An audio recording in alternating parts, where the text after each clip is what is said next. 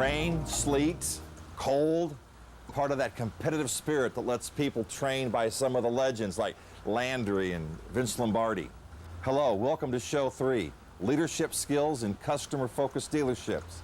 Leadership. Did you ever stop to think about what it really means? You know, does being the dealer mean you are a genuine leader? Or do you have the power and influence simply by default since you're the owner? You know, as a general manager or a general sales manager or a department manager, would you enjoy working for someone just like yourself? Do all people have to be in a position of authority in order to be a leader? What long-term economic value does a leader have to a dealership organization today? President Abraham Lincoln, General George Patton, Prime Minister Margaret Thatcher all seem to fit that generally accepted paradigm attributed to leaders. But are others leaders as well? How about Mother Teresa, Mahatma Gandhi, Martin Luther King? Or were Adolf Hitler and Joseph Stalin and Charles Manson effective leaders?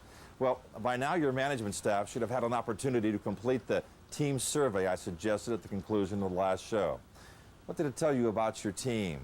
Is it a team of leaders or a group of situation managers? You know, new leaders tell people less what to do, but rather coach them to be as productive as they can be. There's kind of a joke around my dealership that you don't get an answer from me, and I usually don't answer them straight.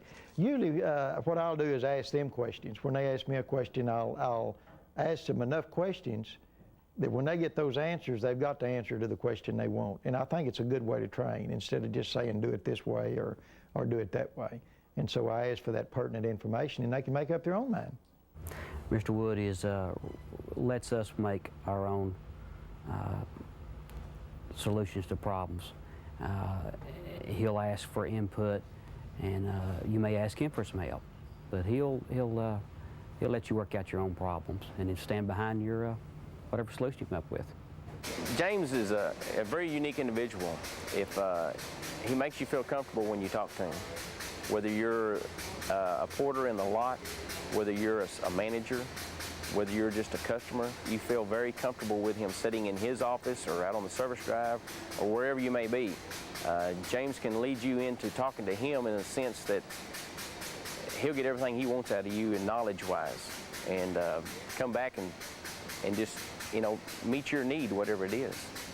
This show's going to help you break through some of those entrenched laws of leadership, and will help you to understand that there is more to being a leader than just managing situations. You know, I think speed of the leader is the key here. You know, I think if I don't show the energy and sell the vision of this dealership, then nobody's gonna. Bill Estes' success through its employees and through our management team comes directly from Mr. Estes himself. First of all, I really appreciate that he's here just about every day, works on Saturdays, works Monday through Friday, and also has a style of management that allows the managers first to be empowered to do whatever it takes to meet the customer's needs, whether there's a service problem or a sales problem or a misunderstanding. All managers have the right to do whatever it takes, and he'll back you 100%. I think Bill imparts a basic business philosophy. That is, if you give everything you're expected to give, a lot comes back. He goes the extra mile. Some people do and some people don't. Bill does, and I think his success is probably brought on by the fact that that's a credo around here, and that's a credo of him as a person. Bill Estes has a true concern for the customer and for his employees, and you can see that in everything that he does. In every conversation with them, CSI comes up. He shows a genuine concern when he's dealing with his people. Oh, everybody loves working here because of Bill Estes. He's just an easy person to work for. You know, he's very friendly, he's very open, he doesn't hold anything back. He lets you know exactly what he wants, and he's really good about praising people, letting them know when they've done a good job, and really getting his employees involved. I think that Mr. Estes is a wonderful person. He is a great team leader. Really, if you don't have a leader, sometimes it gets hard, and he's a real motivator, and he's a great guy. The other dealers that I've worked for, I've hardly known that they don't get involved with their employees. Through our quarterly meetings here, our CSI board meetings, Mr. Estes really gets involved with us as employees and people, and I think that's really what dealers need to do. And that's just coming from a guy that's been in the business for a while and has experienced other dealerships? Well, Bill Estes is a quality individual. He's one of the, I've worked for other dealers, and he's by far the best dealer that I've ever met. He is, he's fair with his people, and he believes, he preaches, take care of the customer and take care of your employees, and he doesn't just preach it, he lives that. The dealer himself sets everybody apart from everybody else in town. He takes an interest in each individual person and the customer. You're not just a dollar sign to him, you're a person, a human being, and I think that means a lot. He has morals. I always say Bill Estes is the hardest working millionaire in the business. I haven't been affiliated with too many dealerships, but in just my knowledge from some of the other salesmen and so forth, he's here every day. He's here on Saturdays, and very personable and very easy to get along with, and makes working here pretty nice. Risk-taking, the ability to allow the organization to be creative. We think that's an essential ingredient to change and continuous learning. First thing I think you got to do is you can't be afraid of losing. I win, and we have to win. But to really be successful and win is the key element there is not really be afraid of the loss. You got to be prepared to lose a little bit. But to reduce the possibility of that loss, you got to have a plan, and you got to work the plan, and it's just that simple. We spend an awful lot of time, a couple times a year, but mostly at the end of the year. Early December, we start our strategic planning, our business plan process, and our forecasting process. But the forecast, for years you can just pull the numbers out and say, well, I'd like to go 10% or 15%. That's a waste of time. We spend about probably 10 or 15% of our time on the actual numbers of the sales and the gross and the fixed income and the expenses, and then coming down and saying, okay, we're going to make X amount of money. That's nothing. What really is the meat and potatoes of that process is spending the time and doing what we call a Watts profile. And that's weaknesses, opportunities, strengths, and so on. And we really identify the market, and they change. They can change within a year, and we revisit these things so that we know if the road construction starts out here, we got a problem, and we got to change our approach to the business and our attitude about the business. I have a philosophy on failing. I'd rather try and fail than never try. I'd rather be someone that has failed at something 3 or 4 times before he's successful at it than an individual that's too frightened to fail. Failures, there's a positive to failures, and what you can learn from failing at something that you're attempting to do, and that is the ultimate of learning what you did wrong and how you failed, and understanding it, and improving yourself so you become successful and you don't make that same failure, fall short of what your goals are the next time around. You take a lot of risks in that whole marketing and media area as well. I understand the local Ford dealer is a close personal friend of yours, and yes. It's you go all out to have fun, and my sense is create a lot of business for both of you. We do. Jimmy and I have been close for a few years now. We're basically the same age, and we approach business the same way. We feel we can feed off of each other. As much as we're competitors, we feel we can better each other. We're both competitive, and we both like to have a lot of fun, and we do promotions every once in a while together, and we both sell cars, and we both have a lot of fun. We had a big sale with a local Ford dealer, and the proceeds went to a playground for the children in the area. It was Ford versus Chevy, our main competitor down the street, which we have a good relationship with, and the winners were the kids in the playground. They got a great playground to be built for them, and we had fun making money along with the dealership down the street. It was a lot of good camaraderie with the other salespeople. Effective leaders show people that they really care. Things like birthday cards, anniversary cards, and picnics can mean a lot.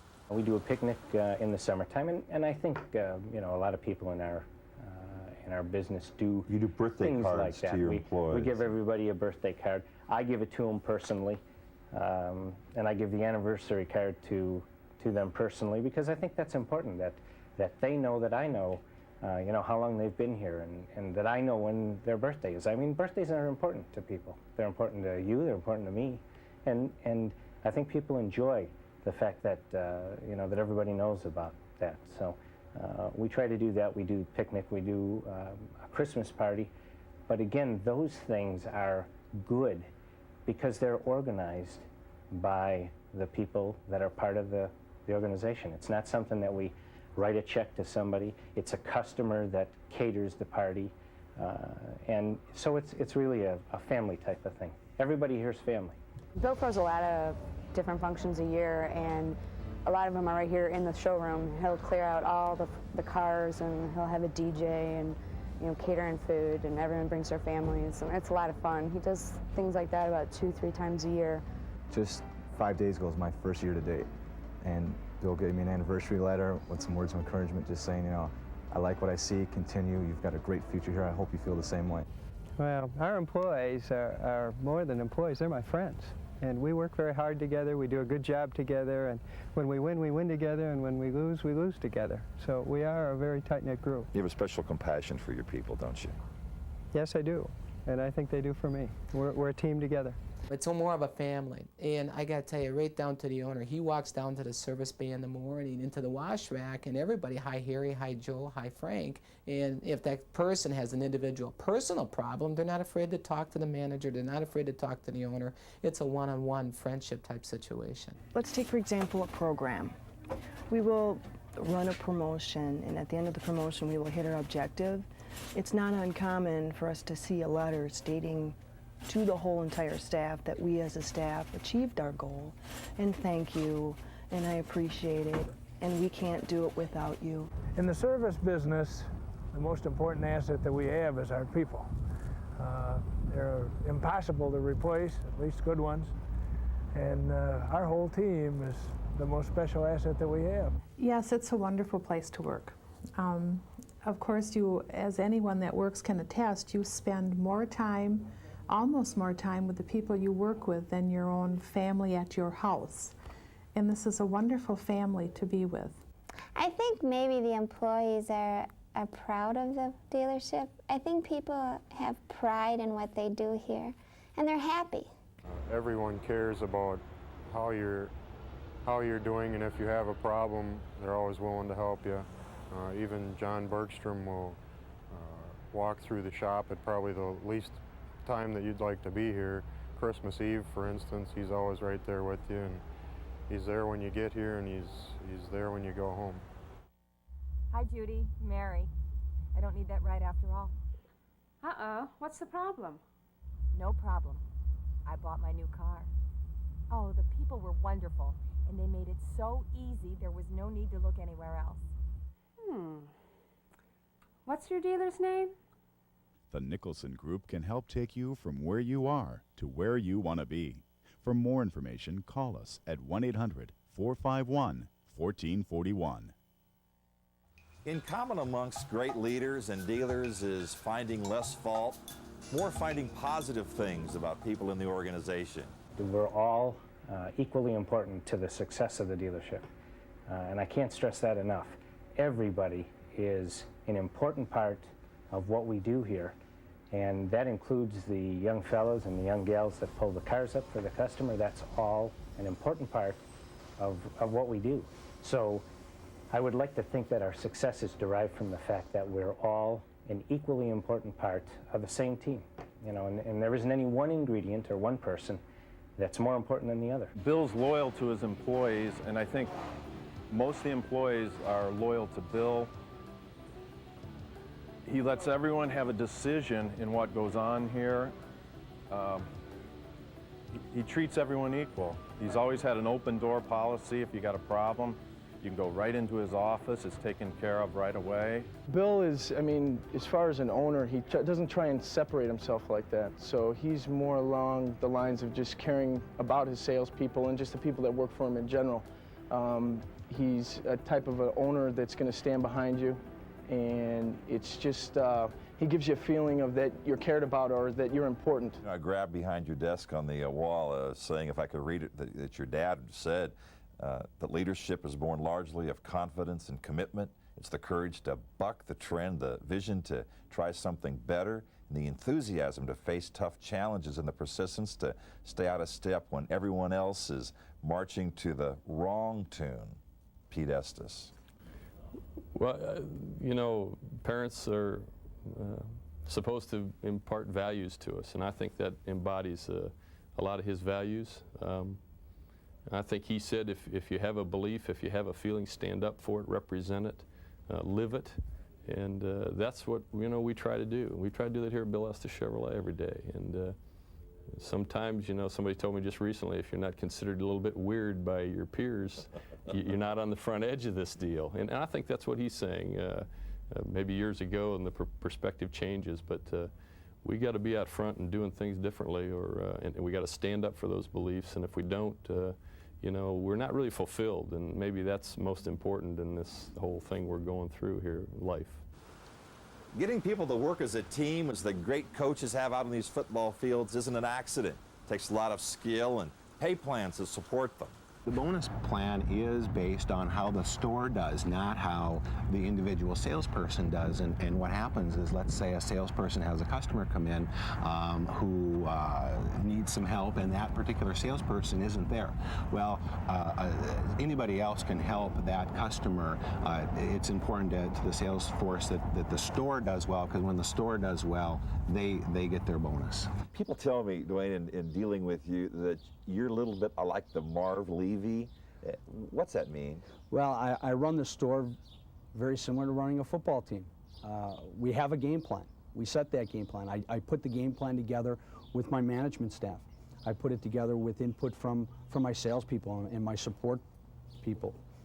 We look at the game plan, we analyze it, we implement it, and then the most important thing must occur, and that's execution by our team members to execute that game plan. And it's no different than the way Marv Levy runs the Buffalo Bills. The only difference I'll say between Marv Levy and myself is we win Super Bowls. Working for Dwayne is a real interesting experience. It's similar to being on, say, like a football team. We try to divide the month into 4 quarters.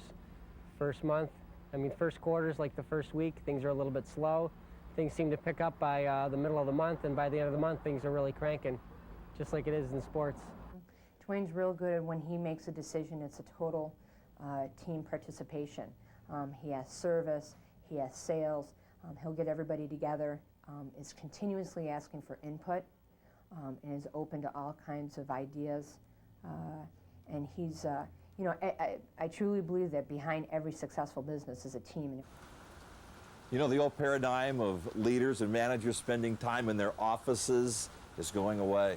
Most effective leaders today find very little office time and spend the effective time out working with their people. In one given day, you'd see Bill in every department interacting with the managers, with the salespeople, with the customers. And it's important not only to us as managers, but it's important to the customers, I'm sure, to see the person that owns the dealership, and to all the salespeople and everyone that works in every department, to have someone that cares enough to be involved in asking you, well, how has this gone? How has that gone? What can I do as the person that owns the dealership to make it a more positive experience? And that's just critically important to the complete attitude of how you run your business. Bill Stasek, first of all, as a dealer, is probably one of the greatest people I know to work for. I worked with him 18 years ago. He was a used car manager here. When I returned to work here, he is now the owner. Bill doesn't say you work for him, you work with him. He's hard. He expects a lot out of his people. But in turn, that just makes the job that much better, because we can give better service to our customers. Some of the things that Bill does, he'll rarely ask you to do something that he would never do himself. So he leads by example. He takes the time to show you why things are important. He also takes the time to tell you a story, and that often will make more impact than just saying, do this because I said this is why you should do it. You know, they say that if you don't know where you're going, any road will take you there. The skill of strategic planning is no accident. And according to some dealers, an outside facilitator can make that meeting more beneficial. We begin the process late in the year, actually, and all of our department managers with their teams will begin to develop a budget for the ensuing year and do a forecast. And that actually starts our business plan, if you will, our strategy. We involve our office manager, our controller, and myself to put that strategy together and look at interrelationships, capital investment, equipment, training, whatever's needed to improve our operation. And once we've agreed on our plan as a team, we'll present it to Mr. Bergstrom and get consensus, and then we're off and running for the new year. It also becomes the benchmark in which we operate during the year. Our daily doc is measured against a budget. We look at each month we provide them with financial information compared to budget last year, this year. Various trends are involved there. And it gives hopefully a manager an idea of what's all involved in their department. Especially if they're new, they need to know the intricate details of how it operates and how, when they make a decision, how it can affect it financially and both impact on employees and customers. And it's been a positive thing. Effective customer-focused leadership is neither art nor science. You know, it's a skill that few embrace easily and with grace, since it's difficult to be both an understanding student of complex human frailties as well as a decisive decision maker on logic and instinct. It's a complex array of talent that few come by easily. However, in today's competitive market, effective leaders are a valuable commodity. Good leaders are more than situation managers. They're facilitators of change. They're a coach, not a boss. But most of all, they're individuals who have earned the respect of those whom over they are given charge. Why not start right now to break away from the old paradigm of leadership? Knock down those walls of traditional thinking, develop a leadership team that will put your dealership into the next century. And speaking of the next century, conducting business as usual as we enter the next millennium will really mean you may not be conducting business at all. It's a shocking statement to make, but the intricacies of how business is conducted will become just as important as what business is conducted. Our next show deals with process improvement and how that will help your dealership manage that ever-increasing rate of change as we approach the year 2000 and beyond. In your workbook at the end of show 3, in the section marked pre-work, there's a process improvement survey. Please take a few moments to read the simple directions and have it completed by the next show. Until then, I'm Steve Nickelsen. Have a great day.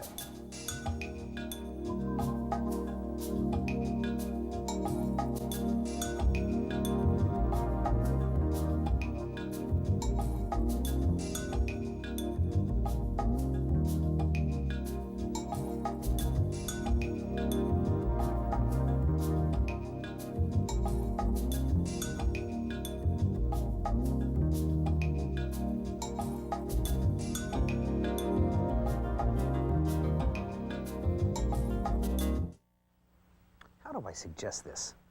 He hates change. Mark, did you want to talk to me? Yeah, Dad. Well? Things aren't what they should be at the dealership. I know. Things have sure changed since I started the business. Perhaps maybe we should get a... Why don't we call the Nickelsen Group? The Nickelsen Group can help take you from where you are to where you want to be. For more information, call us at 1-800-451-1441. Science.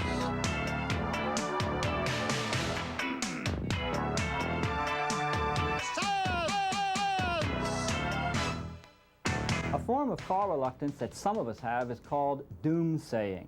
Doomsayers are people who, if they're not careful, will habitually lose energy to habitually worrying about the worst case possibilities, low probability catastrophes that may never happen, but they really sap us of a lot of the energy that we bring with us to our career every day. I call this in myself, because I'm not only an over-preparer, I'm also a doomsayer. I call it the Normandy Beach syndrome. These are people who won't take many social risks. They're kind of shy. They may seem distant or a little cold to some people. In my case, I never wander very far from my foxhole, and when I do, I'm in full battle dress. It's kind of like before you pick up the phone, you have the attitude, if you're a doomsayer, that you know the SOBs are out there and they're going to get you, and it's your job to be ready and completely vigilant. And of course, that takes a lot of energy. So much energy that it might get in the way of your ability to prospect to the extent that you need to prospect on a consistent daily basis. Doomsayers have problems initiating conversation not only with prospective automobile buyers, but with anybody in almost any situation. They tend to be pretty high-strung. They worry much more than most people. They try to memorize every punctuation in their sales script, which they then try to apply to all situations. And they tend to have a rigid preference for a few simple sales scripts that they use in almost all situations. If you're a doomsayer, you can overcome the problem like I did, and you can earn more of what you're worth because you can prospect more.